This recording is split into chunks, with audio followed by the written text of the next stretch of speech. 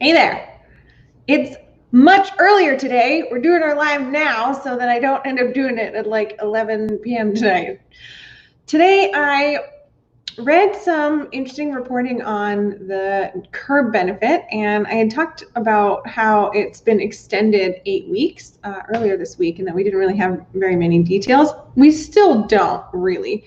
But interestingly, if you applied for EI after March 15th and you were flipped to CERB, your journey through CERB is a little bit different than if you had applied through the CRA or you had applied through the portal and you got your $2,000 a month and your $2,000 payments lined up to the periods that you applied for. And so there shouldn't be a disruption in that service. I mean, we'll see when the portal gets open for the second round of CERB. But if you applied for CERB, if you applied for EI and you got flipped to CERB, then you had to submit employment reports, and it was kind of like EI. You received $1,000 every 2 weeks instead of the $2,000 payment per month. And you may have also received a $2,000 payment at the beginning of the whole thing. So closer to the end of March, you might have received a $2,000 payment. And this payment was an advance on future CERB periods. So it wasn't just an extra $2,000, it was for a period later on, which means that we're now at the end of this first CERB period, and maybe you only saw $500 go into your bank account this time instead of $1,000, and you won't receive any money until the next CERB opens up, because you received money, the $2,000 in advance, so that you kind of owe that back to the government. And the government maybe wasn't super clear about how that worked in the beginning. Their thought was that they were going to get this money out to Canadians as fast as possible, and that by the time the last CERB period came about, that people theoretically were going to be able to go back to work and it wasn't going to be a big deal.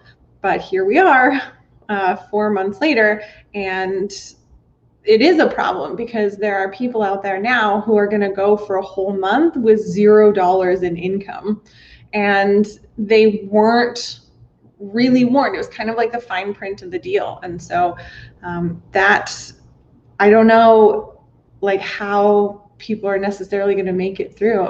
If this was you, if you ended up with an advance and you're now in this position where you've probably received an email or something from Service Canada to just say, hey, look, this is what's happening, and you won't receive your CERB payment from now until July 4th, I think is the beginning of the next period, then you might need to do some to actively do something about the situation. So there's not anything to do with the government. If you call them, they say call back in July, but you can call your creditors and tell them what happened.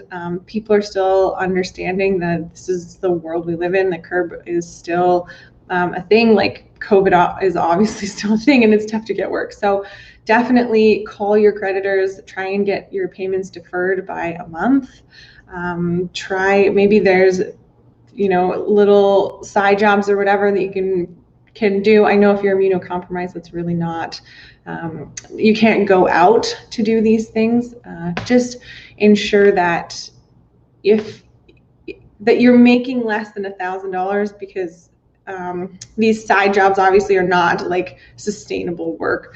So if you have questions about what you can do, it's tough for me to say, here are the things that you can do when every situation is very different.